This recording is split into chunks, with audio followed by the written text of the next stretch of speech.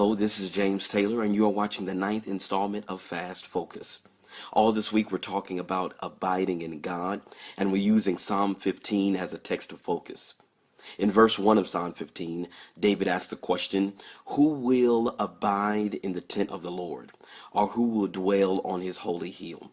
Today, we want to look at verse 3 to raise up some principles on abiding in God. Verse 3 says, he who does not slander with his tongue, nor does evil to his neighbor, nor takes up reproach against his friend. Here he's speaking of personal relationships that we have. The first one he speaks of, he does not slander with his tongue. He's talking to us about how we use our tongue toward other people.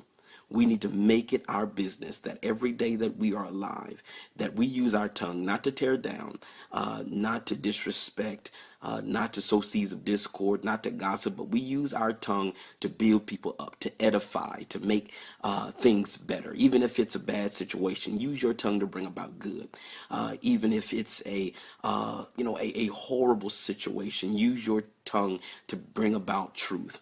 I do believe in speaking the truth. I do believe in correcting error, but at the same time, we need to use our tongue in a way that does not bring slander, but in a way that brings truth and clarity, and that can bring a goodness to a situation.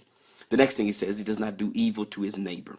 When the Bible speaks of neighbor, it actually speaks of the people, not just that live adjacent to us, live next door to us, but he speaks of the people that we do life with day to day. When we say neighbor, he's talking about anybody that's not necessarily our family, or our blood, or our relatives. He speaks of anybody that we engage in a day-to-day life with. These are our neighbors, and we need to make sure that we are not propagating evil upon them, but that we do them good. A lot of times we have the mindset of, I'm only concerned with mine. I ain't worried about everybody else. It's about me. It's about mine. But we have to make up in our mind that we have a sense of community.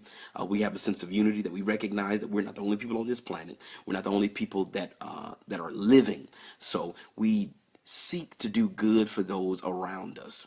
Seek to be a person who is a good contributor to the community that we live in, whether it be the community that we live in, the community that we work in, even the place where we worship, that we are doing good for those around us. The last thing he says, it does not take up reproach against his friend.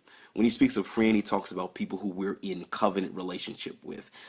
I've seen a myriad of relationships break up because of disagreements, because of people thinking that they were right and not wanting to admit that they were wrong, or people having their opposing positions, and as opposed to sitting down, talking about it, coming to a compromise, or just coming to a place of understanding and forgiveness, people hold their end, they hold their position, and we see relationships go severed for years, and families are breaking apart, and things never happen the way that God intended for them to happen, and people find themselves in loneliness and regret, simply because people decided to hold a reproach as opposed to just coming together and bringing reconciliation.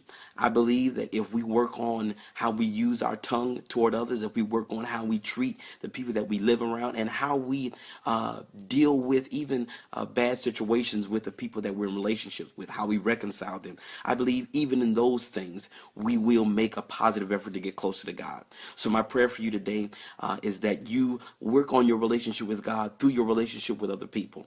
My prayer is for you to be faithful to this fast today. Know that we love you. Know that God is on your side, and he wants to be close to you, and more so he wants you to be close to him. So stay faithful to the fast. God bless you. We love you, and we'll see you tomorrow.